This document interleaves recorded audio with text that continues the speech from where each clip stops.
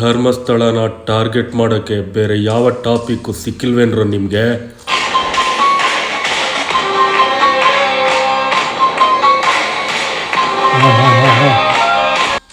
ಅಣ್ಣ, ಇವಳು ಪೂರ್ವಜರು ಉಡುಪಿಯವರು ಧರ್ಮಸ್ಥಳಕ್ಕೆ 2 ಎಕರೆ ಜಾಗನ ದಾನ ಮಾಡಿದ್ರಂತೆ. ಇವಳು ಇಟ್ಕೊಂಡು ಏನಾದರೂ ಆಟ ಆಡ್ಬೋದು ಅಣ್ಣ ನೋಡಿ.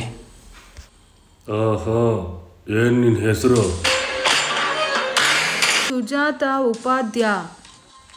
ಆಹಾ, ಸುಜಾತ ಭಟ್. ಮಕ್ಕಳಿದಾರ? ಇಲ್ಲ. ಇದ್ದಾಳೆ ಅನನ್ಯ ಭಟ್.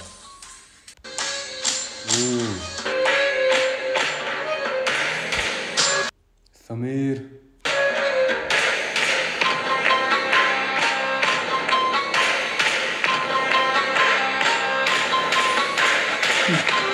ಅಣ್ಣ, ಸಮೀರ್ ಒಂದು ಸ್ಯಾಂಪಲ್ ವಿಡಿಯೋ ಮಾಡಿ ಕಳಿಸಿದ್ದಾನೆ.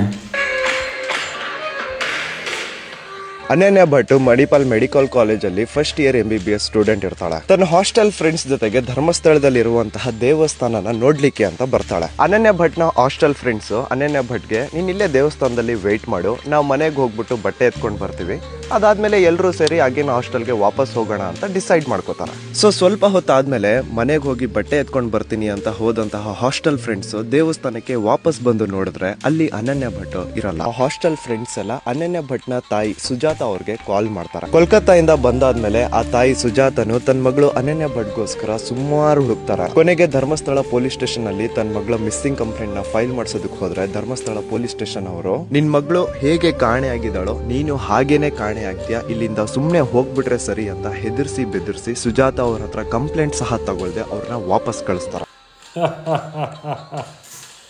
ಚಿಂದಿಲೇ ಚಿಂದಿ, ಇದನ್ನೇ ಫೈನಲ್ ಮಾಡಕ್ಕೆ ಹೇಳೋ. ಈ ಸಮೀರ ಭಾರಿ ಖತರ್ನಾಕ್ ಇದ್ದಾನೆ.